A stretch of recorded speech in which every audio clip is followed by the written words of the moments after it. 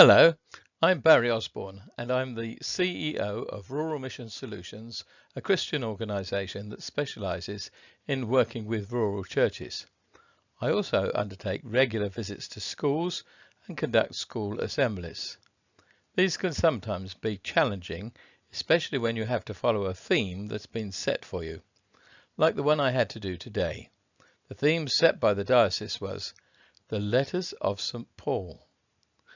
I have to tell you I scratched my head wondering whatever might I say about the letters of St. Paul that would make it relevant for very young children in a primary school, including some who were not yet even enrolled in the school and were only there to see what it was like.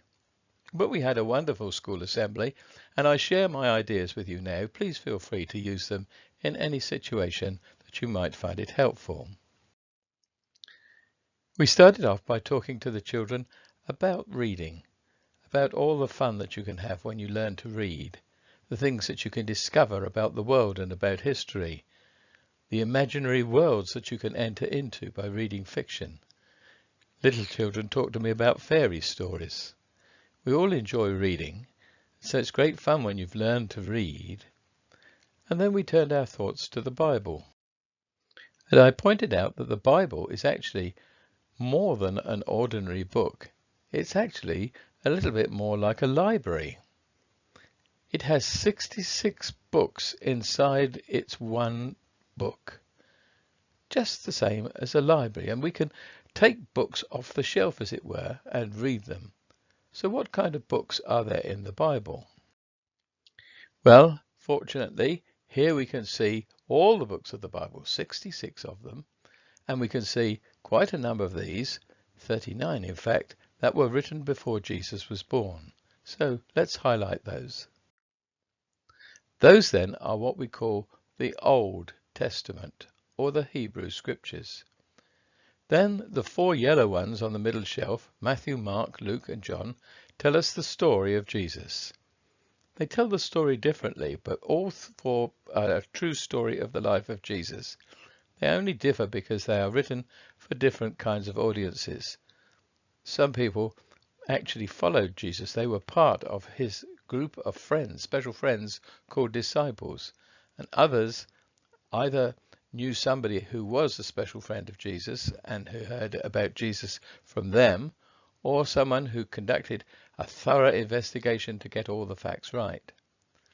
Then we turned to the Acts of the Apostles on the bottom shelf, and I explained that this was written about the early Christians, the first Christians, and it talks about all the adventures that they had. So it's a real adventure story. And of course, part of it is a little bit about the conversion of St. Paul, who once was an enemy of the Christians and became a Christian himself after he had an extraordinary meeting with Jesus in a place called Damascus. That's an exciting story, well worth reading if you haven't heard it before. Now, Paul, or St. Paul as he's known, actually wrote 13 letters in the New Testament. Here they are.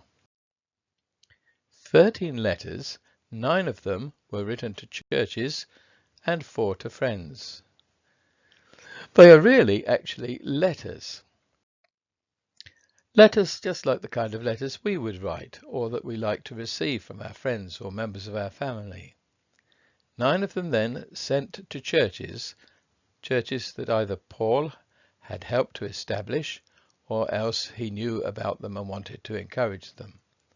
His 4 letters to friends are 2 to a man called Timothy, 1 to a man called Titus, and 1 to a man called Philemon, which is a very interesting book because it tells the story about somebody who ran away, and Paul is sending him back home with the letter and asking that the person he's writing to will receive him back very kindly. So what kind of things were in the letters?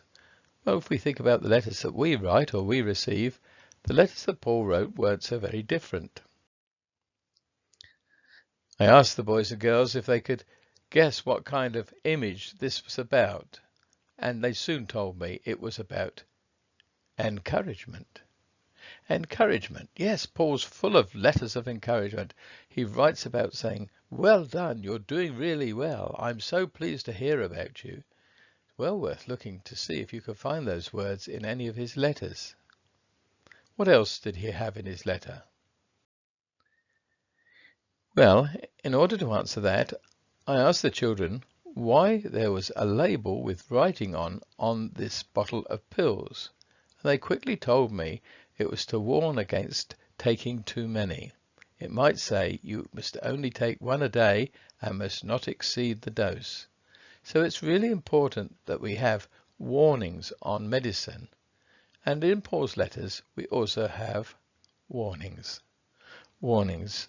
There are dangers that Paul warns us against. Well, it's a good thing to be warned of things that might be dangerous to us. And that's why Paul, because he loved people, wanted them to know where were their dangers. So encouragements and warnings. Is there anything else? Yes, there is. Now everybody loves to eat a nice meal. And the children were looking forward to school dinners. And of course they would have cooks who were very good at cooking who knew about recipes. Recipes are about what things you have to put together to make the meal and how you have to mix them and how you have to cook them. Some of the things will be not very nice on their own, but when they're all mixed up, it's wonderful. Now a recipe is really just helpful advice, a set of instructions and helpful advice. And that's what we also find in Paul's letters. So these are the three things: words of encouragement, words of warning, and helpful advice. So Paul's letters are quite interesting and well worth reading, and I hope that you will do so and encourage others to read too. The letters of St. Paul. Please feel free to use this presentation if it's of use to you. Thank you very much.